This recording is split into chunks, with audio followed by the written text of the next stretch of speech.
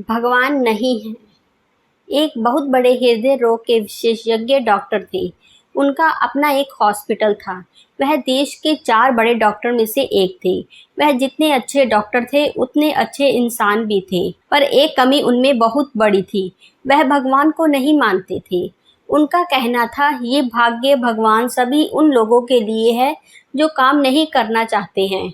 जो काम करना चाहते हैं वह अपने दम पर सब कुछ करते हैं।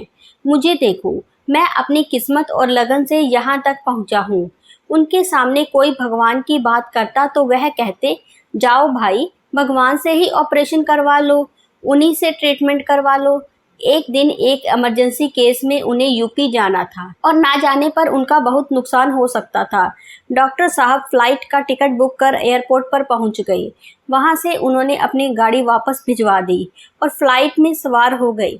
फ्लाइट उड़ गई और कुछ ही दूरी पर जाने पर प्लेन में तकनीकी खराबी होने के कारण उसे वापस इमरजेंसी लैंडिंग करनी पड़ी और फ्लाइट कैंसिल हो गई। यह तब की बात थी जब फ्लाइट में चलना सबके बस की बात नहीं थी और फ्लाइट्स भी बहुत कम थी। डॉक्टर साहब बहुत परेशान हो गए और वह यूपी में फ़ोन कर बताते हैं तो वह लोग कहते हैं, ठीक है, पर कल समय पर आ जाइएगा। डॉक्टर साहब ने ड्राइवर को फ़ोन किया और गाड़ी मंगवाई। वह अब फ्लाइट के भरोसे नहीं रहना चाहते थे और रोड से ही यूपी जाने का प्लान कर लिया।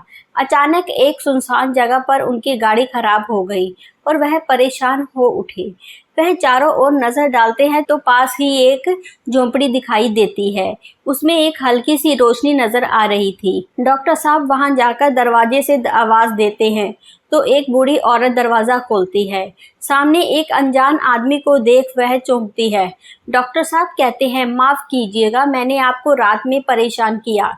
मेरी गाड़ी खराब हो गई है, उसका पानी खत्म हो गया है और मुझे भी प्यास लगी है। वह औरत कहती है, आओ तुम अंदर बैठो, बाहर जीव जंतु घूमते रहते हैं, तुम पानी पियो, तब तक मैं गाड़ी के लिए कुएं से पानी लेकर आती हूँ। डॉक्टर साहब अंदर जाकर देखते हैं तो एक टूटी सी चारपाई थी जिस पर एक 13 साल का लड़का बीमार पड़ा था और उसके पास एक बुजुर्ग बैठा था। उसकी उम्र मुश्किल से 45 होगी, पर खान पान ना होने के कारण वह बूढ़े लग रहे थे। डॉक्टर साहब को वह पीने के लिए मटके से पानी देता है। इस समय वह पानी उसे अमृत सा प्रतीत होता है। कुछ ही देर में वह औरत पानी लेकर आ जाती है। डॉक्टर साहब पानी लेकर गाड़ी में डालते हैं। डॉक्टर साहब पूछते हैं, यहाँ पर बिजली नहीं है क्या? वह औरत कहती है, साहब हम गरीब लोग हैं, यहाँ झोंपड़ी बनाकर रह रहे हैं, बिजली कहाँ से लाएंगे? ऊपर से भगवान ने हमारे एकमात्र सहारा हमारे बेटे को हृदय की बीमारी दे दी है। सभी डॉक्टर कहते हैं, इसे चंडीगढ़ के एक बड़े नामचीन डॉक्टर हैं, वही ठीक कर सकते हैं। अब हम गरीब कहाँ से चंडीगढ़ जाएं? लोग बताते हैं कि उनकी एक बार देखने की फीस ही 5,000 रुपये है।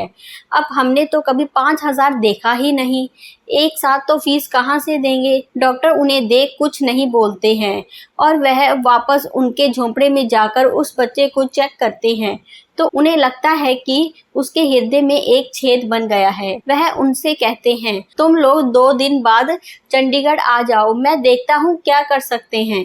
वह दोनों कहते हैं, हमारे पास चंडीगढ़ आने के लिए पैसे ही नहीं है। भगवान पता नहीं क्यों हमसे नाराज है, हर ओर से मुसीबत खड़ी हो जाती है। डॉक्टर कहते हैं, कोई भगवान नहीं होता, ये सब बकवास की बातें हैं। वह उन्हें 2,000 रुपये देते हैं और अपना कार्ड देकर कहते हैं, परसों तुम चंडीगढ़ इस पते पर आ जाओ, मैं वहीं मिलूंगा।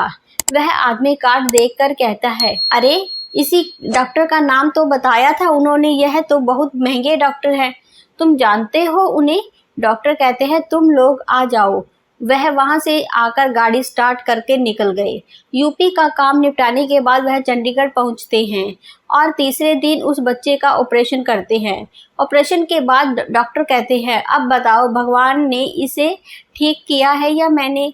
वह औरत कहती है, भैया तुम ही हमारे लिए भगवान हो, पर तुम ये भूल रहे हो कि भगवान ने ही तो आपको रात को हमारे झोंपड़े पर भेजा था, तभी तो यह सब हुआ। डॉक्टर उसकी बात सुन अवाक सा रह जाते हैं।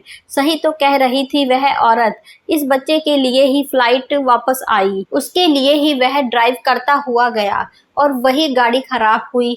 ये सब मात्र एक संयोग नहीं, उसके हाथ अपने आप जुड़ जाते हैं और वह भगवान को धन्यवाद देते हैं और कहते हैं, वाह भगवान, खूब तरीका निकाला मेरी आंखें खोलने का। उम्मीद करती हूँ ये स्टोरी आपको पसंद आई होगी। हमें अपनी राय ज़रूर बताएं। कहानी पसंद आई हो तो चैनल को लाइक, कमेंट्स और शेयर ज़रूर करें। चैनल पर आप नए हैं तो चैनल को सब्सक्राइब ज़रूर करें। धन्यवाद।